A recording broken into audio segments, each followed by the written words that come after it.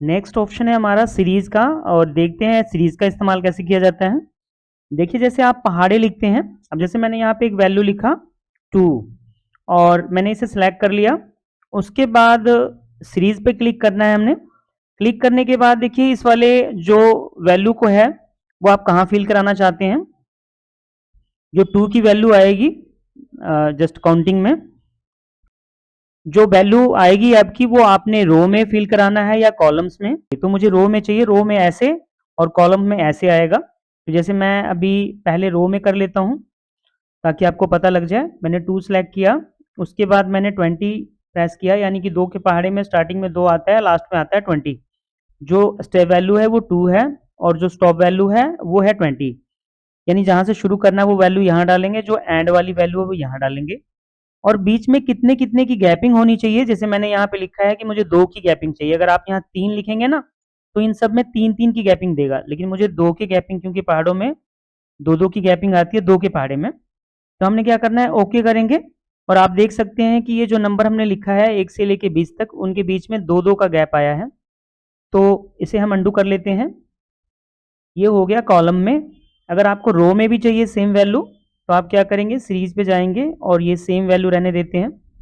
और मैं यहाँ रो की जगह कॉलम सेलेक्ट कर लेता हूँ और यहाँ मैं प्रेस करता हूँ स्टेप वैल्यू में 2 और स्टॉप वैल्यू में 20 चाहिए मुझे। और इस बार मुझे कॉलम्स में चाहिए, मतलब ऐसे।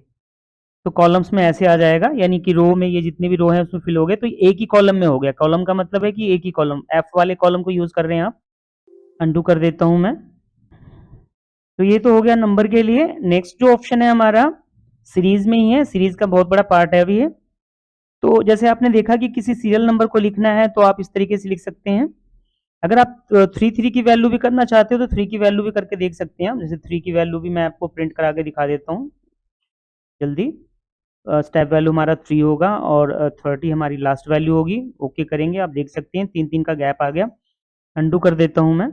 ये वाली वैल्यू जो अभी देख रहे थे सीरीज वाला, ये था आपका रो और कॉलम में सीरियल नंबर, यानी सीरियल वाइज अगर आपको देना है और लाइनर में देना है।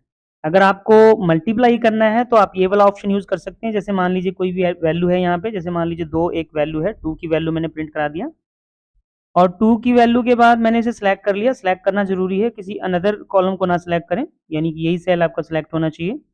सीरीज पे जाएंगे। सीरीज में जाने के बाद यहाँ पे आप देख रहे हैं जो ग्रोथ का ऑप्शन है, ग्रोथ के ऑप्शन को सिलेक्ट करेंगे और आपको जो वैल्यू मल्टीप्लाई कराना है वो मल्टीप्लाई वैल्यू आप यहाँ लिख देंगे। तो अभी आपने देखा कि जो 2 वाली वैल्यू है उसको आप जस्ट सीरियल वाइज यानी पहाड़े में, यानी 2-2 के गैप करके कैसे लिख सकते हैं, 3 का गैप करके कैसे लिख सकते हैं। तो जो अगला ऑप्शन है वो है कि अगर आपको मल्टीप्लाई वैल्यू चाहिए तो सीरीज में दोबारा जाएंगे इसी वैल्यू को सिलेक्ट करके। और अगर इसी वैल्यू में आपको मल्टीप्लीकेशन चाहिए, जो वैल्यू आपने लिखा है, पहले तो आपने सीरियल वाइज लिखा, अब अगर आपको मल्टीप्लाई चाहिए तो आप क्या करेंगे, ग्रोथ पे क्लिक करेंगे और वैल्यू कहाँ चाहिए, ये हर बार आप ध्यान रखेंगे कि वैल्यू आपको रो में चाहिए या कॉलम में चाहिए। सिलेक्ट करेंगे आप।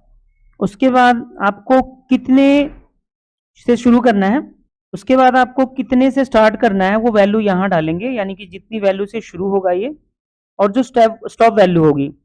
तो जैसे कि मैंने आपको बताया स्टॉप वैल्यू यहाँ भरेंगे आप। जैसे मुझे चाहिए 512, 512 दे दिया मैंने। उसके बाद मुझे कॉलम में ही चाहिए और ग्रोथ मतलब कि मल्टीप्लाई चाहिए। मैं ओके करूंगा और देख सकते हैं आप कि यहाँ पे वैल्यू हमारा मल्टीप्लाई होके आ गया आपस में, यानी 2 के बाद ये सारे मल्टीप्लाई हो गए, 2 दूनी 4, ठीक है, 4 दूनी 8, 8 दूनी 16, ये सारे आपस में मल्टीप्लाई हो गए। उसके बाद यहाँ पे देख सकते हैं 512 और उसके बाद मल्टीप्लाई होके 1024। इस तरीके से ये वैल्यू, अगली वैल्यू भी यहाँ 1024 आनी चाहिए। तो जैसा कि आप देख रहे हैं ये हमारी वैल्यू मल्टीप्लाई होके मिल गई है हमें। इसके बाद आप इस तरीके से आप वैल्यू को मल्टीप्लाई कर सकते हैं। अगला ऑप्शन है हमारा डेट का। मैं यहाँ पे कोई डेट लिख देता हूँ। तो यहाँ पे एक डेट लिख देते हैं हम। जैसे मैंने यहाँ डेट लिख दिया, हम यहाँ एक डेट लिख देते हैं। मैंने डेट लिख दिया 1 जनवरी 2025। एंटर। ये फॉर्मेट देखिए आपके डेट का चेंज हो गया। आप चाहे तो यहाँ से फॉर्मेट चेंज कर सकते हैं डेट का, जैसा भी फॉर्मेट आपको चाहिए। जैसा कि मैंने पिछले वीडियो में भी बताया हुआ है कि आपको कैसे चाहिए, आप यहाँ सेलेक्ट करके ओके कर सकते हैं। हाँ, नेक्स्ट जो ऑप्शन है हमारा वो सीरीज़ में है डेट का। तो जैसे कि मैंने यहाँ डेट सेलेक्ट कर लिया है और मुझे एक डेट की वैल्यू निकालनी है, तो डेट मैंने यहाँ फिल कर लिया। नेक्स्ट ऑप्शन है सीरीज में डेट का, और डेट जैसे कि मैंने यहाँ एक डेट लिख दिया है। इस डेट में मुझे सीरियल वाइज कंटिन्यू अगर डेट को रखना है तो कंटिन्यू कहाँ तक आपको डेट चाहिए आप यहाँ लिखेंगे। तो जैसे मुझे मंथ जनवरी का ही चाहिए, पहले मंथ लिखेंगे इसमें, क्योंकि बाय डिफ़ॉल्ट इसमें पहले मंथ शो करता है। यहाँ पर वो फॉर्मेट भले ही हमने चेंज कर दिया, पर मंथ इसमें फॉर्मेट में बाय डिफ़ॉल्ट ले रहा है हमारे कंप्यूटर में। आपके कंप्यूटर में भी जो सेटअप होगा उसके अकॉर्डिंग लेगा ये। तो जैसे मैंने यहाँ जनवरी लिख दिया, और जनवरी मुझे 18 तक की डेट चाहिए और इसी सन का चाहिए मुझे। मैं ओके करूँगा और मुझे कॉलम में चाहिए, ओके करूँगा मैं। आप देख सकते हैं जनवरी के मंथ का ही 18 तारीख तक कंटिन्यू आपको डेट प्रिंट करा दिया। तो इसके बाद जो अगला ऑप्शन है मैं अंडू कर देता हूँ। नेक्स्ट ऑप्शन है हमारे सीरीज में वीक डे का। मैं डे को ही सिलेक्ट करके रखता हूँ और मुझे डे कंटिन्यू नहीं चाहिए, मुझे वीक डे चाहिए। तो मैं वैसे ही डेट लिख देता हूँ कंटिन्यू। अब जैसे कि मैंने यहाँ पे एक डेट डाल दिया, मैं यहाँ पे एक डेट डाल देता हूँ जब तक मुझे ये कंटिन्यू चाहिए। तो हम क्या करेंगे, यहाँ मैंने डेट डाल दिया, जनवरी के महीने का ही डाल देते हैं और तारीख हम डालते हैं 30 तक, और मैं इसे डाल देता हूँ 31 तारीख तक डाल देते हैं। जनवरी का ही मंथ डालते हैं हम यहाँ पे, और 31 तारीख 2025 ओके करेंगे हम। कॉलम में चाहिए हमें एंट्री, ओके करेंगे। और देख सकेंगे आप यहाँ पे कि जो वीकडे है हमारा, यानी कि वीकडे में सैटरडे संडे छुट्टी होती है, तो ठीक उसके अकॉर्डिंग ये आपको डेट प्रिंट करा देगा। अब देख सकते हैं यहाँ पे, देखिए ये आप डेट जो प्रिंट हुआ है इसमें आपका सैटरडे संडे नहीं होगा।